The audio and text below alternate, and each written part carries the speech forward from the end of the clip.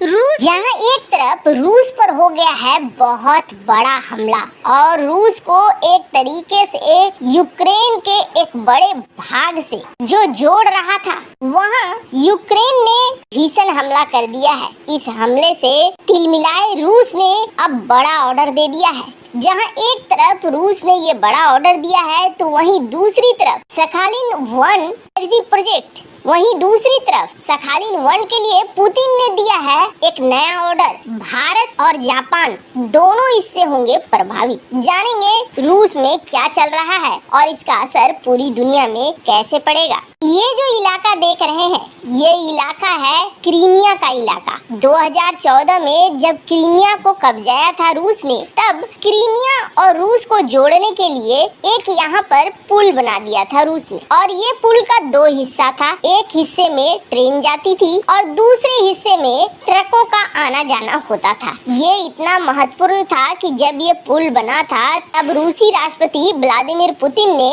खुद ट्रक चलाकर इस पुल का उद्घाटन किया था। रूस और क्रीमिया को जोड़ने वाला ये पुल था। अब होता क्या है, कथित तौर पर यूक्रेन यहाँ बम रखकर अपने एक ट्रक को भेज देता है और ये ट्रक यहाँ पुल में जाकर फट जाता है। इसकी फुटेज सीसीटीवी में रिकॉर्ड भी हो जाती है और यहाँ पुल को एक बड़ा डैमेज पहुँच जाता है। अब समस्या ये है कि अगर इस तरीके की घटना होती है तो इस तरीके की घटना को युद्ध नहीं बोला जाता है बल्कि एक आतंकवादी घटना बोली जाती है। रूस के अंतर्राष्ट्रीय आतंकवाद विरोधी समिति इसमें कूद आई। इसने ये कहा जिस वक्त ये धमाका हुआ उस वक्त एक ईंधन से भरी हुई ट्रेन पास से गुजर रही थी और ट्रक बम ने उसे निशाना बनाकर 7 बोगियों को उड़ा दिया, जिसकी वजह से पुल के 2 हिस्सों को भारी नुकसान हो गया। ये ट्रक इतना शक्तिशाली बम नहीं लेकर जा रहा था, लेकिन इसने टारगेट किया उस ट्रेन को जिस ट्रेन से ईंधन जा रहे थे।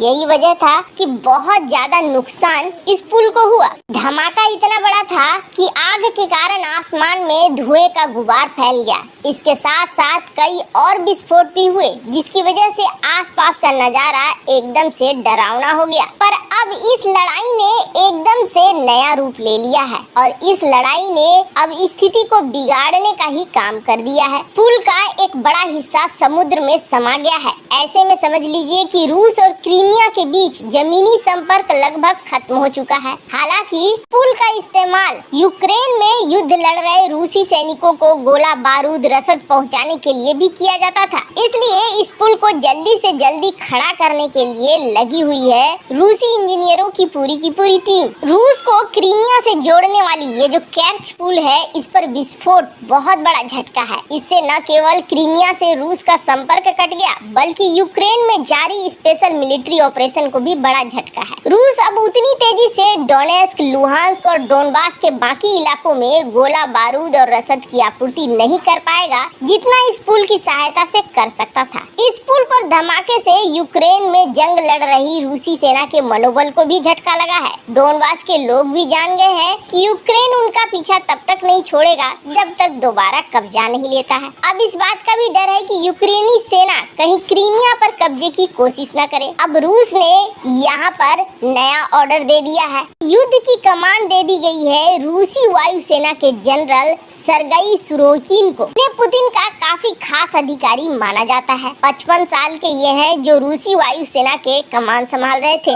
2017 में इन्होंने सीरिया में रूसी हवाई हमले की भी कमान संभाली है और रूसी वायुसेना ने सीरिया में जमकर बमबारी की थी। अब यूक्रेन में इस वक्त रूस की स्थिति को देखकर थोड़ा समझ में नहीं आता है कि रूस जो परमाणु शक्ति से संपन्न है, टैक्टिकल परमाणु बमों का इस्तेमाल कर सकता है, लेकिन लगातार रूस को यहाँ पर पीछे हटना पड़ रहा है और कहीं न कहीं यूक्रेन इस बात को लेकर आश्वस्त है कि रूस परमाणु बमों का इस्तेमाल नहीं करेगा, क्योंकि अगर परमाणु बमों का इस्तेमाल करता है रूस तो फिर भारत और चीन पीछे हट जाएंगे। रूस एकदम से अंतर्राष्ट्रीय स्तर पर अकेला पड़ जाएगा। वैसा लगता है इसी चीज का फायदा भी उठा रहा है और कहीं न कहीं रूसी सेना अपना पूरा बल इस्तेमाल नहीं कर पा रही है। पर हाँ, यहाँ पर एक भयानक स्थिति भी बन रही है। अगर पुतिन ने या रूस ने परमाणु बमों का इस्तेमाल करना शुरू कर दिया तो इससे सबसे ज्यादा हानि अगर किसी को होगी तो वो होगी यूक्रेन की आम जनता को, क्योंकि कुछ भी हो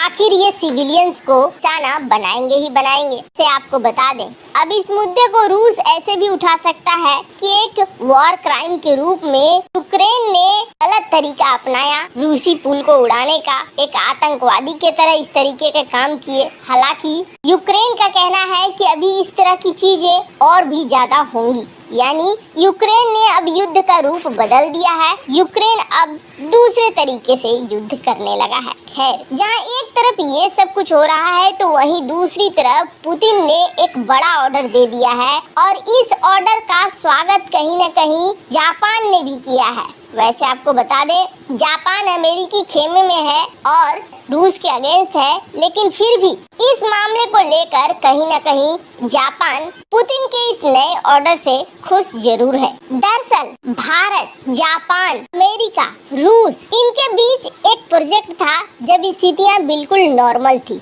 2001 में ही इस प्रोजेक्ट की शुरुआत हुई थी और इस प्रोजेक्ट के तहत ऑयल और गैस प्रोजेक्ट को बनाया गया था और इसमें जो रूसी कंपनी, भारतीय कंपनी, अमेरिकी कंपनी, जापानी कंपनी को शामिल किया गया था। जाहिर तौर पर ये तेल और गैस के लिए प्रोजेक्ट था, यानी किस देश में कितना जाएगा, कौन इन्वेस्टमेंट करेगा, कौन प्रॉफिट इसमें से लेगा, ये सारी चीजें इस प्रोजेक्ट में थी। यूएस का एक्सॉन मोबाइल इस प्रोजेक्ट में 30% की हिस्सेदारी रखता था, तो वहीं भारत की ओएनजीसी अभी भी इसमें 20% की हिस्सेदारी रखती है और जापान की सोडेको ये भी इसमें हिस्सेदारी रखती है। लेकिन जैसे ही रूस यूक्रेन की लड़ाई शुरू होने लगी, वैसे ही अमेरिका ने कहा कि अमेरिकी कंपनियां अब निकलेगी यहाँ से और एक्सॉन मोबाइल ने कहा कि हम अपना स्टेक यहाँ पर बेच के निकल जाएंगे। हालांकि एक्सॉन मोबाइल से भारत बातचीत कर रहा था उसके स्टेक को खरीदने के लिए, पर अब स्थिति इसलिए बिगड़ गई